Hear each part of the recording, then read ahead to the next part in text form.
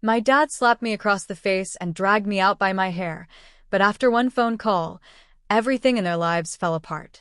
The smack of my father's open palm across my face was deafening, but it was the sound of my mother's laughter that truly shattered me. Under the opulent chandeliers of the ballroom, every practiced smile and hushed conversation felt like a lie. The air, thick with the scent of expensive perfume and unspoken contempt, shimmered with a dangerous fragility, reflecting the cold, hard gleam of the polished marble floor.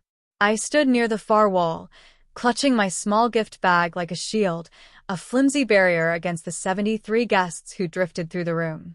They were all dressed like they'd stepped out of a glossy magazine, all silk gowns and perfectly shined cufflinks, their laughter a rehearsed symphony. I wasn't supposed to be there. The thought echoed in my head, a desperate, looping refrain. I watched my mother float from guest to guest, a queen holding court, her smile never quite reaching her eyes. My father, meanwhile, held his own court near the bar, surrounded by a circle of men I recognized from those rare, strained base visits, military brass with permanent, self-satisfied grins and watches that cost more than my annual income. And then there was Brandon, my brother, the golden child. Decorated, beloved, effortlessly magnetic. He was the son of this particular universe, basking in their praise like he hadn't ignored my calls for the past 3 months, like he hadn't conveniently forgotten to put me on the seating chart until someone, surely, must have reminded him I existed. When his eyes finally landed on me, it wasn't a reunion. It was a performance. "Olivia," he called out, lifting his glass in mock surprise, his voice just loud enough to cut through the chatter, just loud enough to hush a few conversations nearby. Didn't know they let freelancers in with the real professionals. A few polite, nervous chuckles rippled through the nearest cluster of guests. I smiled thinly, a sharp, fragile thing, and tucked my hair behind my ear. My stomach churned, but I refused to let it show. "Guess not everyone can serve their country," he added, taking a deliberate sip of his drink, his gaze holding mine, condescending and cold. I tilted my head, my own voice barely a whisper, yet it carried an unexpected weight. "And not everyone has to be funded by someone else's trust fund to look impressive." It was subtle, almost too quiet, but it landed. I saw it in the slight tremor of his hand, the flicker in his eyes. The air changed, becoming brittle, charged. Brandon's carefully constructed smile faltered. And then he looked past me. I felt it before I saw it. My father's presence. It was a heavy, heated thing, a weight that pressed down on me. His hand closed around my upper arm, a vice grip that dug into my flesh. "What did you just say?" he asked, his voice low, dangerous, a viper coiled and ready to strike. I opened my mouth, a gasp forming, but I never got the chance to answer. The slap cracked across my cheek like a rifle shot, a sound that ripped through the genteel hum of the ballroom. Conversations stopped mid-sentence. Forks paused midair. Then, his hand tangled in my hair, yanking me backwards so hard my scalp screamed in protest. The room blurred as I stumbled, my heels slipping against the polished marble, a grotesque dance. He dragged me toward the double doors, as if I were nothing more than refused to be discarded. A strangled cry caught in my throat, breath abandoning me, caught somewhere between pain and terror. My hands flailed, reaching for balance, for mercy, for anything solid in a world suddenly spinning out of control. And then I heard it. Clear, sharp, chilling. The high, distinct sound of my mother laughing. Not out of shock, not out of horror, but out of amusement. As if this whole sordid spectacle was merely theater for her entertainment. And then the applause. Slow, deliberate, mocking. One person. Brandon. "You had it coming," he said, a smile playing on his lips as he clapped, his eyes gleaming with a twisted pride. No one stopped him. Not one of the 73 guests. Not one hand reached for mine. They watched. They whispered. But they let it happen. Outside, the air was cooler, a stark contrast to the suffocating heat of the ballroom. The night was too quiet, too vast. My father shoved me one last time and let go. I stumbled forward, catching myself against a cold stone column, my body trembling, my pride shattered. My scalp burned, a raw, pulsing ache. My lip bled. My chest ached, not from physical injury, but from a shame that bloomed relentlessly, consuming me. I didn't look back. I walked, my heels clicking against the concrete, each step heavier than the last, my fingers already fumbling for my phone in my clutch. I drove with one hand clenched around the steering wheel, the other pressing a wad of tissue against my throbbing lip. Blood kept seeping through, a dark, sticky reminder. The streetlights blurred past like silent witnesses, too afraid to speak. My scalp pulsed where his fingers had torn through my hair, and my cheek throbbed in rhythm with every beat of my heart. But none of it, not the physical pain, not the searing humiliation, was unfamiliar. This wasn't the first time, just the first time with an audience. I'd been shoved into walls before, countless times. Called ungrateful, told I was lucky to be fed, to have a roof over my head. My father had always known how to weaponize disappointment, how to make his disdain a crushing burden. My mother, how to disguise her cruelty as refinement, as tough love. And Brandon, he'd made a career out of ignoring me until it was time to prove his worth by comparison, by diminishing mine. When I was 8, I'd brought home a drawing, a colorful landscape I was so proud of. My mother, with a gentle smile, told me not to pin it to the fridge. It would clutter the kitchen. When I was 16, I got accepted into a prestigious art program. My father asked if it was a real school or just doodling with tuition. On my 25th birthday, I called Brandon. He didn't answer. Later, I saw photos of him on social media, celebrating at a rooftop bar with my parents, champagne flutes raised. Tonight wasn't a betrayal. It was a summary. A brutal, inescapable culmination of a lifetime of deliberate neglect and covert abuse. I pulled into my apartment lot, parked, and sat for a long moment, staring at the familiar brick building. My hands were still shaking. My dress was torn at the shoulder, the fabric ripped in the exact spot he'd grabbed. I took a breath, then another, trying to steady the tempest raging inside me. Inside, I flipped the bathroom light on and met myself in the mirror. A swollen lip, a bruised cheek, tangled, matted hair. My reflection looked back, without flinching. "It ends tonight," I said aloud, my voice hoarse but firm. I walked to the kitchen and pulled out my phone. I scrolled past names I hadn't touched in years, past acquaintances and distant friends. Then I found it. Maya. I'd known her back in school. She was the sharp one, the legal eagle. She studied contracts for fun, argued with professors, and always won. I'd lent her a textbook once when she couldn't afford one. That was a long time ago. I hit call. The line rang twice. "Olivia," she answered, her voice groggy, pulled from sleep. "It's me. I need help." There was a pause, a beat of silence filled only with the frantic thrum of my own heartbeat. Then, "Talk to me," she said, her voice instantly clear, alert. And so I did. Maya met me at a quiet coffee shop off East Monroe the next morning. She didn't waste time with small talk or platitudes. Just pulled out a legal pad and waited, her pen poised.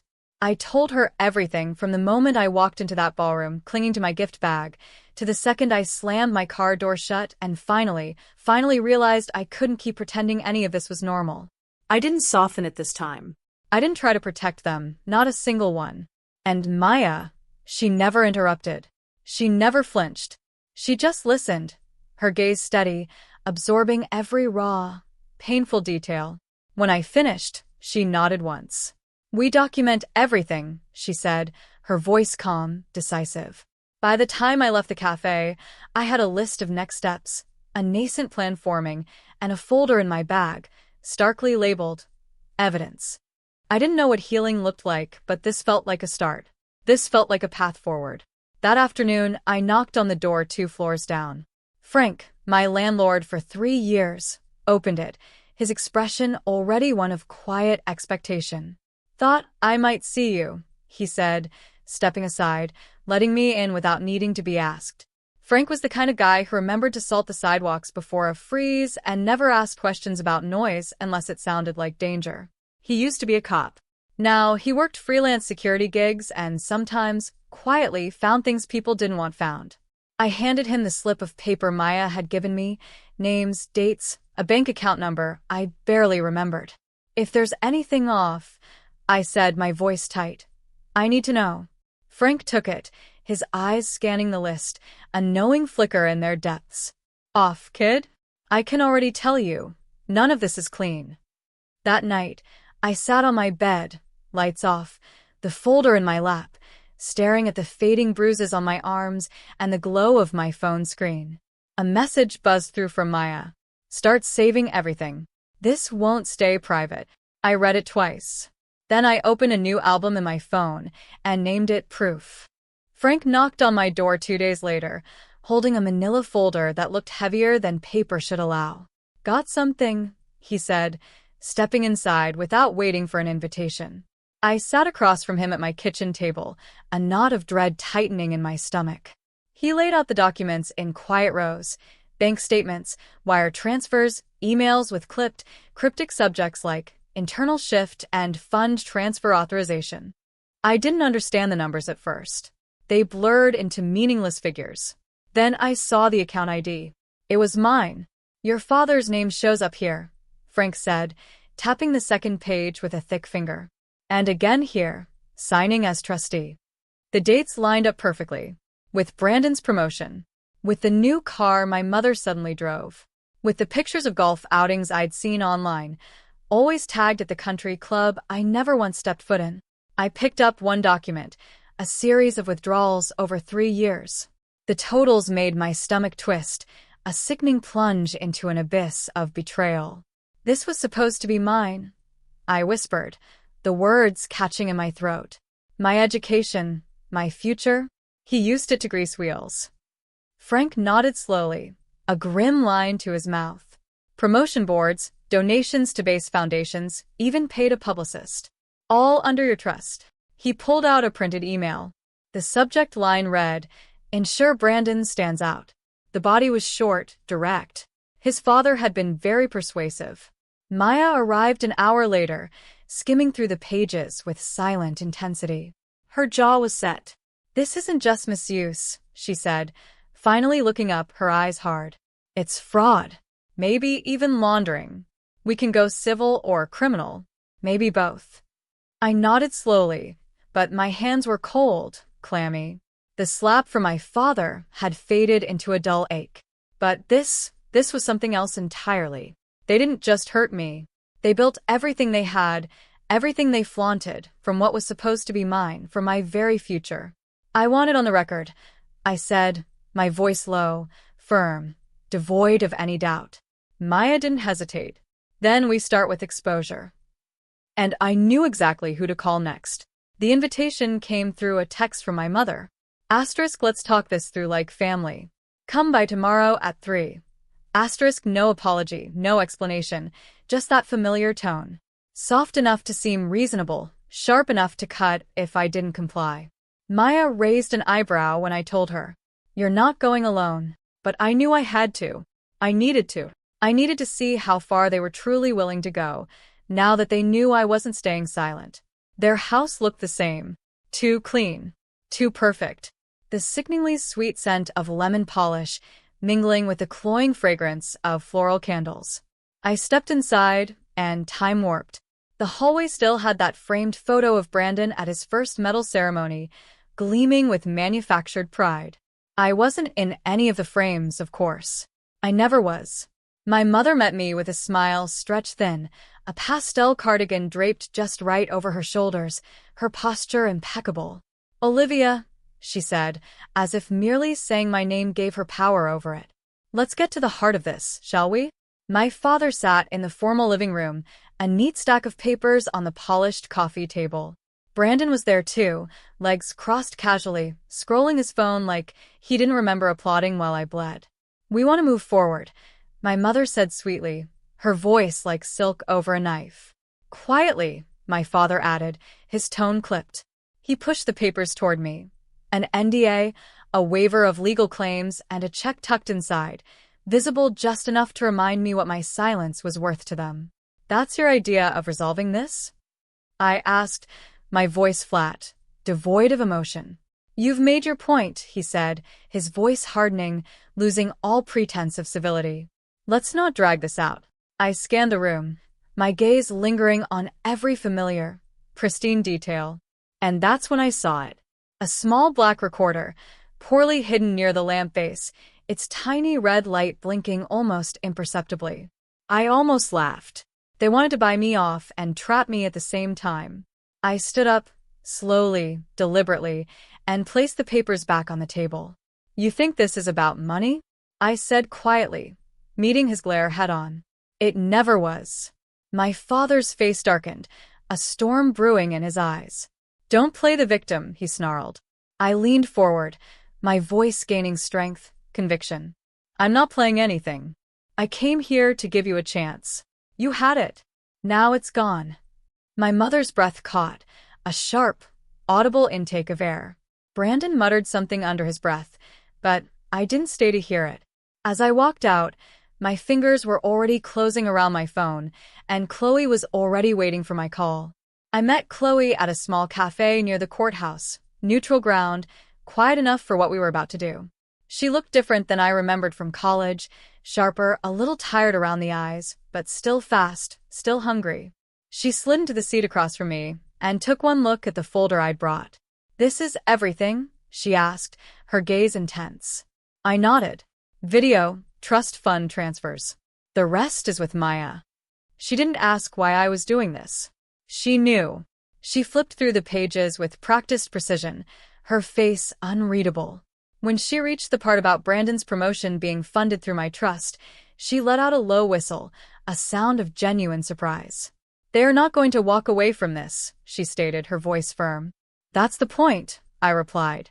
By the time I left the cafe, Maya had already released a legal statement. Formal, clear, cold as steel. The language cut straight through the carefully constructed facade. Pattern of coercion, financial abuse, and physical assault. No embellishment, just facts. Chloe's article dropped 3 hours later. The headline was direct, scathing. Local businessman caught on camera assaulting daughter. Trust fund misuse alleged. Embedded at the top was the ballroom footage. My father's hand across my face, the brutal drag by the hair. Brandon clapping, my mother smiling, oblivious or uncaring. Within minutes, it was everywhere. I didn't check the comments. I didn't have to. Maya called just before midnight. 3 clients have pulled out of your father's firm, she reported, her voice calm even. Brandon's been placed on administrative leave. I sat on the edge of my bed, staring at the ceiling, the house I grew up in, the family that built themselves on silence and image. They were crumbling. And I hadn't even said a word publicly yet. As I hung up, my phone buzzed again. A blocked number, just one line. You think you've won. The lawsuit hit 2 days later. Maya forwarded the notice with a short message. Asterisk, they're going for defamation. We expected this. Asterisk attached was their version of the ballroom video. Edited, cropped, muted in parts, and looped in others. In this version, my father looked calm, rational. My voice was raised, my movements frantic.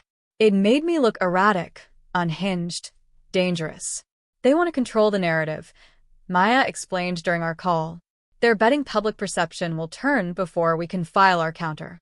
And for some, it worked. The internet became a war zone. Messages flooded in, some kind, some cruel, others just noise. I was called brave. I was called bitter. A truth teller.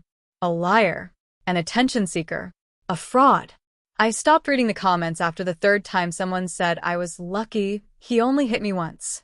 That night, I sat in the dark with my phone face down on the coffee table, trying not to listen to the echo of my mother's laugh. The sound had lived in my head for years, a constant, insidious hum. But now it had company. My father's lawyer, their accusations, the endless edits cutting truth into fragments. The phone buzzed once, a blocked number. I turned it over. You don't know what's coming. I didn't flinch. I just stared at it until the screen dimmed, then turned back to the darkness. Maya called again the next morning. Her tone was clipped, focused. They've hired Marcus Layton. I blinked. The corporate fixer. He was the guy people called when they wanted a scandal buried before it ever hit the press. He's good, Olivia. I leaned back against the kitchen counter, a slow, determined fire igniting within me. So, we go louder.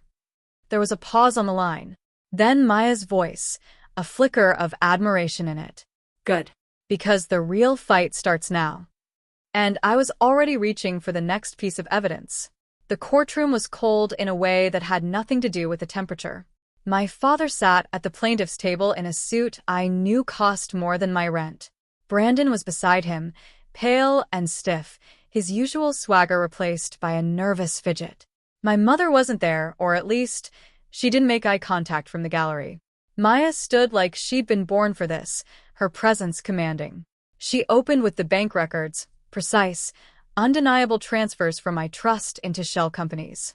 Then came the promotional invoices tied directly to Brandon's career, the exact dates coinciding with illicit transfers.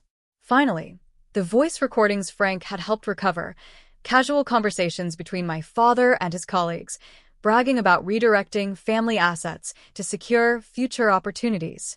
The opposing counsel tried to object, but Maya was surgical. Every fact had a backup.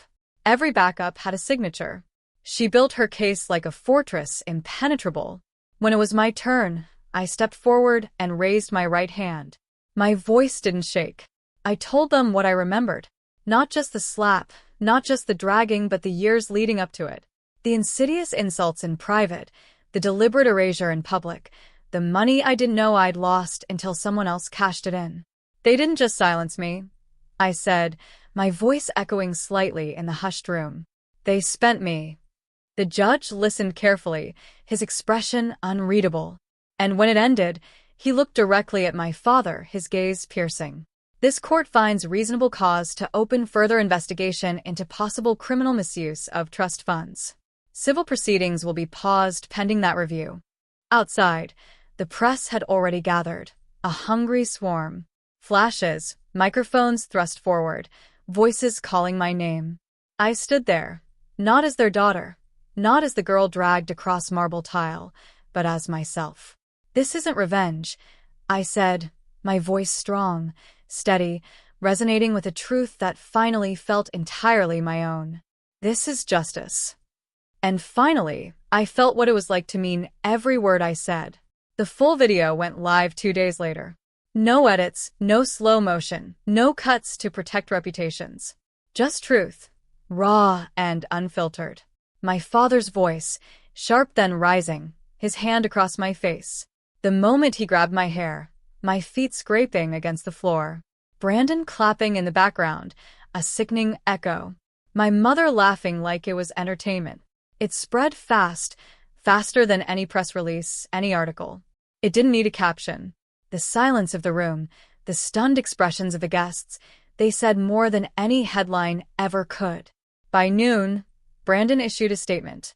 He was resigning his post, citing mental health challenges and a desire to avoid distraction for his unit. By evening, 3 major sponsors had cut ties with my father's firm. A 4th pulled out the next morning. His name was now listed in articles beside words like allegations, abuse, investigation. I watched it all unfold from my apartment, coffee in hand, a blanket draped over my shoulders like armor. I didn't feel triumphant. I felt still. Not peaceful, not angry, just still, like something had finally stopped spinning, a frantic carousel grinding to a halt. Later that night, I opened the top drawer of my dresser and reached into the back. The necklace lay tangled between old receipts and rubber bands, the chain delicate, the clasp still bent from where my mother had ripped it from my neck that night. I held it up to the light. The pendant wasn't worth much, just a small silver circle etched with a wave pattern, a gift from someone who once told me I was stronger than I thought. I fastened it around my neck. It didn't feel like reclaiming the past. It felt like anchoring the present. And when I turned off the light and crawled into bed, I didn't think about what I'd lost. I thought about what I was finally building. The auditorium lights dimmed as I stepped onto the stage. Not a courtroom, not a press conference, just a room full of women and a few men who knew what it meant to be broken quietly. I hadn't planned to speak. I was just supposed to listen. But when they asked if I wanted the mic, my legs moved before I could second-guess them. I didn't tell them everything, just enough. I spoke about the moment I walked into a party and left with a bruised face and a blinding clarity, about the line between silence and surrender, about how one phone call didn't change my life, but what did was everything I chose after it. I used to think boundaries were walls, I said, my voice clear, steady. Now I know they're doors. You just have to be the one to lock them. Applause came gently, a soft rustle of appreciation. Not the kind that demanded performance, but the kind that held space, that understood. Afterward, I made my way toward the exit. People stopped me, some to hug, some to whisper their own stories, their own quiet battles. I didn't need to say much. Most of them already knew what I meant. Outside, the air was cooler than I expected. I pulled my coat tighter around me and reached for my phone. A new message blinked on the screen. Unknown number. Asterisk thank you. Because of you. I left too. Asterisk I stared at it for a long moment, a quiet strength blooming in my chest. Then I slipped the phone into my pocket and kept walking, into a future that was finally, truly mine. I have to ask, if you were in my shoes after years of silent suffering and a lifetime of emotional wounds, would you have done anything differently? And do you think, after everything, that my reaction was truly justified? Let me know in the comments below.